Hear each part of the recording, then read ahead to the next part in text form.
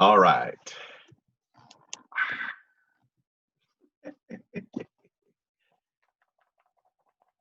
What I got here? Another book.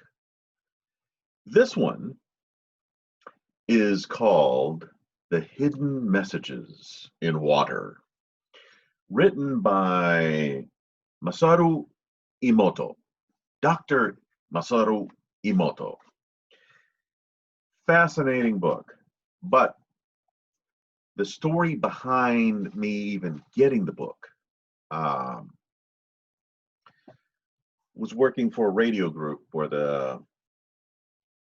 they had a promotional arm of the company, and they were bringing in, and they still do, I believe, bring in Marco Antonio Solis, the Mexican icon, music icon for decades. Um, Now on his own, but with his previous, I mean, he made it big with his band Los Bukis. Fantastic. I like the guy's music. But anyway, I digress. His lead guy, I wouldn't call him his manager per se, but his lead guy who checks to make sure things are in order as far as concerts are concerned. Real nice guy. We had tons of conversations on the different shows that he's been that he would come to see us and getting it set up. And the last time I met with him, I believe it was 2018. He was talking about several books, and this one was one of them.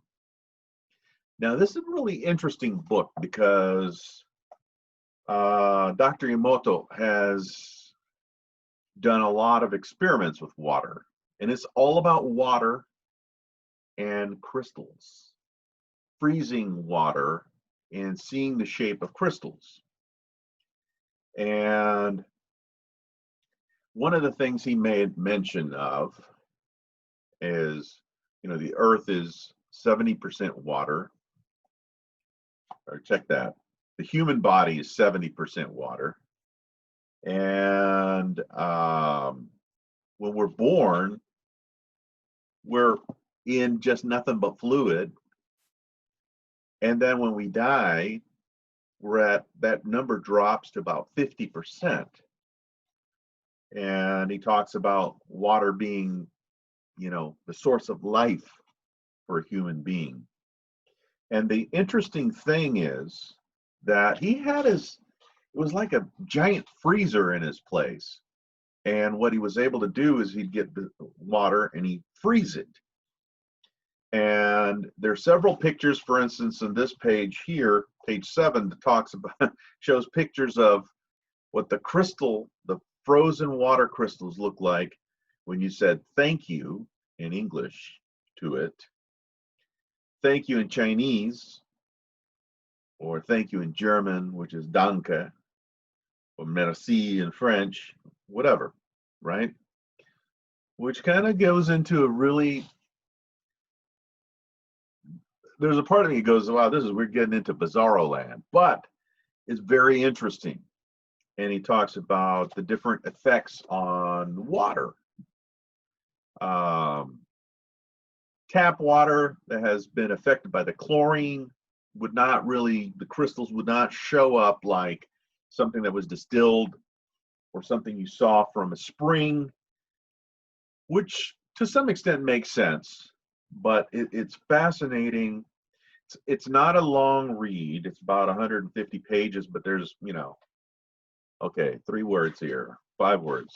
I mean, I'm exaggerating, but there's pictures, a lot of pictures of the crystals and the effects of music, the effects of words.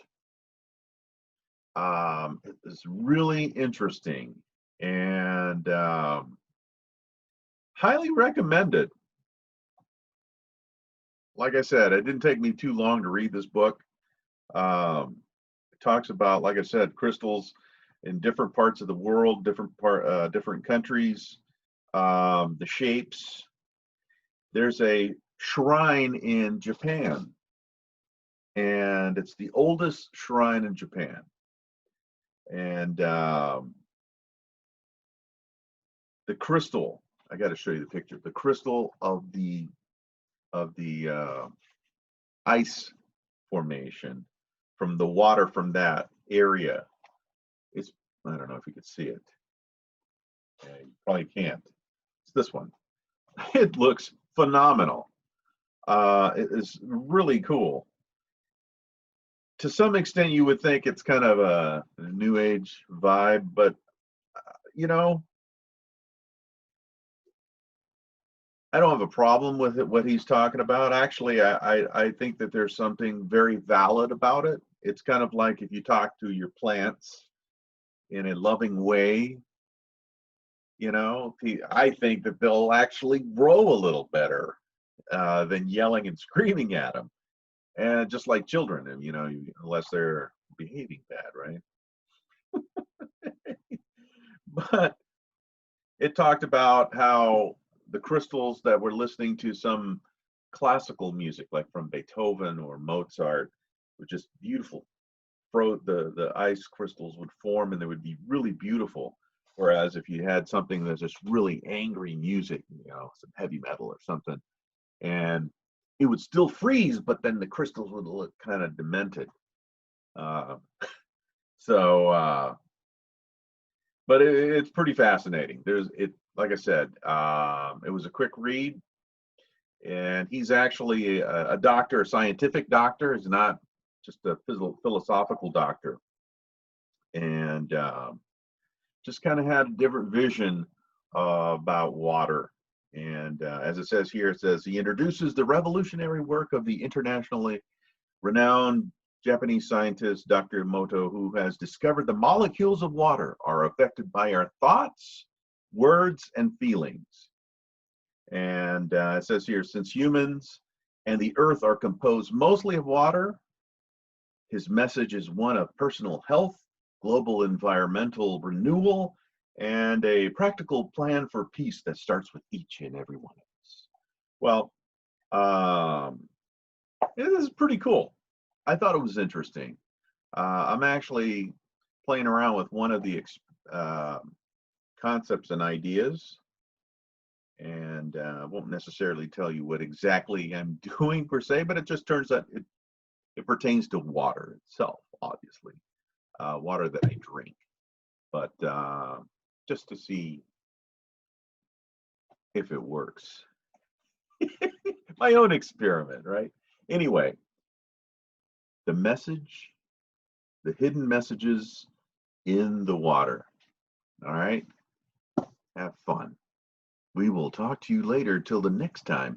And the next time, the next book, since the NFL season is about to start, it will be about football, and a book that I've had for like 3 years and finally read the damn thing.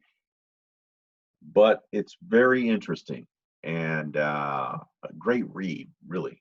So next week, I'll post it.